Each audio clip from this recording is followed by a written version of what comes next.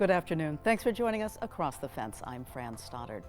It is a job description that includes caring for more than 13,000 trees in an area that totals 15.5 square miles. Caring for your favorite tree in the backyard takes time and attention, but imagine being a city arborist. There are only 3 of them in Vermont. Across the Fence spoke with Burlington's arborist about his job and about the challenges of growing healthy trees in an urban environment. What are your responsibilities as city arborist? Well, as a city arborist, I manage all the trees which are within the city's right-of-ways, as well as in over 30 park spaces and 3 cemeteries that are run by the city. So there's about 13,000 trees currently in our inventory, and I have a crew of 4 full-time certified arborists who are out working on the trees every day. What kinds of trees does that include? Oh, there's about 95 different species or varieties throughout the city in our inventory. So a lot of native trees, and we're starting to use some non-native trees as well that do well in the urban environment. What are some of the challenges in managing an urban forest? Oh, there's many challenges. As you can see here in this neighborhood as an example, we're trying to grow trees in very limited spaces, typically between the sidewalk and the road in the greenbelt areas. We have road salt, we have low soil volumes, and it's just a really challenging environment for trees. There's conflicts with infrastructure, overhead utilities, underground utilities, sidewalks, so it's a tough place. How do the challenges that you face change in different areas of the city? Well, it's a lot easier to grow trees in the park spaces because, we have very open areas and the trees have a lot of room to spread out their roots. There's some neighborhoods that have very narrow green belts. There's areas in the downtown core where there is no green belt, where we're trying to grow trees in very small pits in the sidewalk. So that's an additional challenge. What's unique about the tree landscape in Burlington? Well, Burlington's only one of 3 communities in the state of Vermont that has a full-time arborist, and I was fortunate to come to this position with a well-formed program that's well-funded and been well-supported by the residents and the administration in the city. So, to have a full-time crew of certified arborists is pretty unique. Burlington has an urban tree canopy coverage, which is a percentage of land area in the city currently covered by trees of over 40%, which is above the national average. And for the last 25 years, we have been certified as a Tree City USA through the National Arbor Day Foundation. Anything coming up in the future that people should be looking out for?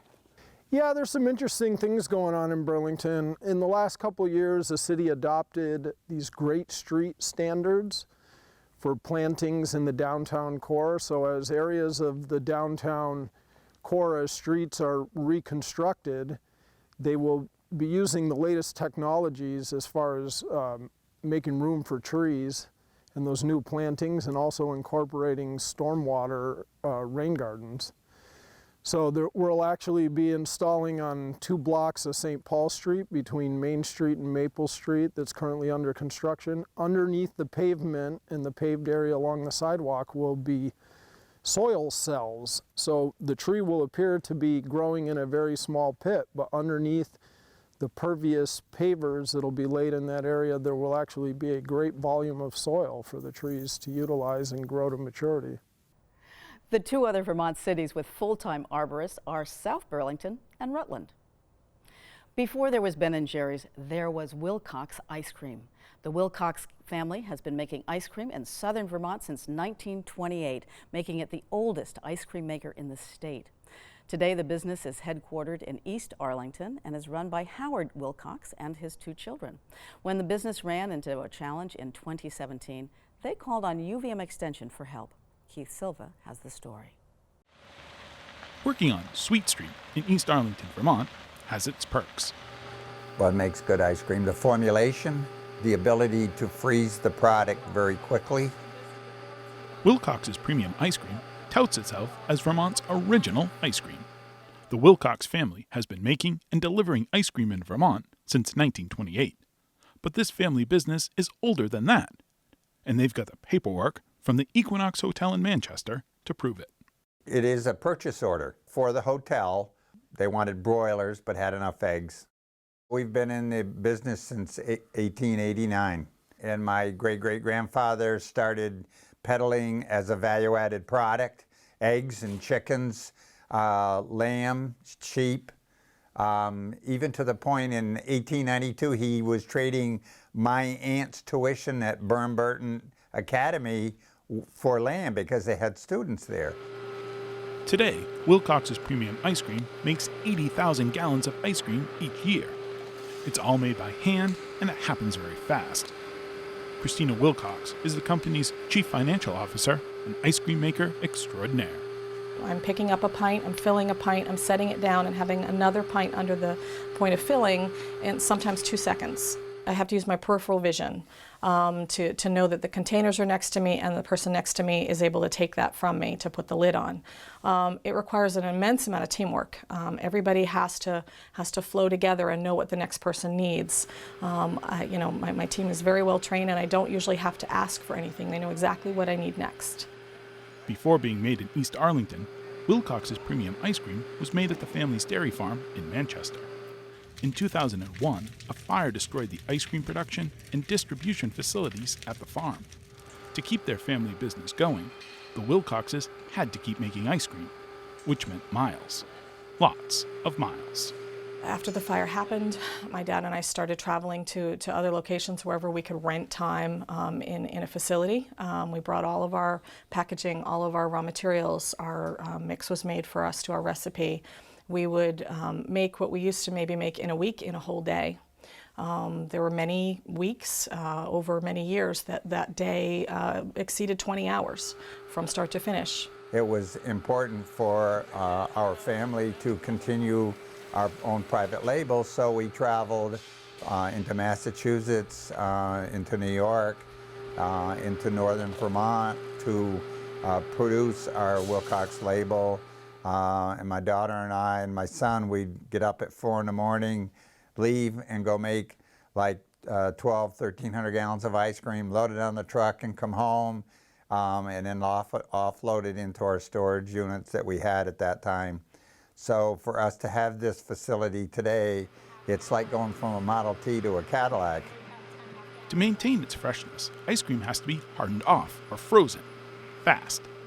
Freezing ice cream quickly and efficiently requires what's called a blast freezer. There's only one slight problem. The floor of the freezer has to stay warm, at least warmish. We can freeze like 1,200 to 1,600 gallons an hour from plus 27 to minus 10 in less than 12 hours. It's like in the wintertime when it goes out and it gets really cold and it gets minus 20, the frost goes down on the ground. So now we have to protect the floor in our freezers from the frost permeating it down into the earth because it will heave the floor. To solve this frosty problem, Howard and Christina began working with University of Vermont Extension agricultural engineer Chris Callahan. I got involved with Wilcox through a referral from John Ryan at the Vermont Agricultural Development Program, VADP. I spend a lot of my time working with farms on refrigerated storage and other food processors on various forms of refrigeration and basically environmental control, temperature and humidity control. So there was a pretty clear fit when first talking with Wilcox, the difference being this is much colder. The system Callahan designed from scratch is simple and uses something there's plenty of in a warehouse: air. We have a room that is at below freezing, and we're really dealing with conduction of heat into that room away from things that we're hoping to keep warm, like moisture in soil. And so what we're doing is taking air from this warehouse storage space and pumping it through the floor underneath the freezer to prevent it from freezing. This unit right here is one fan that is part of the floor frost prevention system. It's driven by or controlled by a thermostat, and this thermostat has a sensor that's deep inside the room, under the floor, and it's sensing the temperature of the floor. And when it starts to get below, say 45 degrees Fahrenheit, we kick this fan on using the thermostat. And what that fan does is bring this room temperature air, maybe it's 55 to 60 degree air, and it brings it through the floor to bring that temperature back up to prevent it from freezing. It's a pretty low tech, low energy, or energy efficient means of preventing the floor from freezing. Chris Callahan and UVM Extension was just invaluable in that process. This was what you call a design build. We didn't have it all figured out before the day we started. We were figuring it out as we went along. This kind of challenge fits with the service UVM Extension is tasked to provide to Vermonters. A project like this really exemplifies my vision of what Extension is all about, because this is really putting research-based knowledge to use. This is an ice cream company that was looking to understand how to prevent their floor from freezing. There were large-scale commercially available options that, for a number of reasons, didn't fit for this company. The key question is, what are our options and how do we understand which one is best? The Wilcox family has been making ice cream for nearly 90 years, and there have been challenges along the way, for sure. But what matters most to them is that they keep making ice cream and keep their family business going for generations to come. This summer when we were making ice cream, there was 5 of us making ice cream and 3 generations. So it's really very rewarding to be able to pass the torch to other generations and to show them some of the things that I have learned, and I have already found there's things they have learned that they incorporate. So this is very exciting and very important to us to do this. It's perseverance. It's tattooed on our foreheads. So it's about being a part of something that is much larger than yourself. It's about, it's about continuing in what generations before you persevered through to make this even possible. Determination and dedication are good qualities in a family or a business. And if you're a Wilcox, you could even say they're sweet. In East Arlington, I'm Keith Silva with Across the Fence. Wilcox ice cream can be found in more than 75 stores in Vermont, from its home in East Arlington right up to the city of Burlington. And that's our program for today. Once again, thank you for joining us Across the Fence. I'm Fran Stein.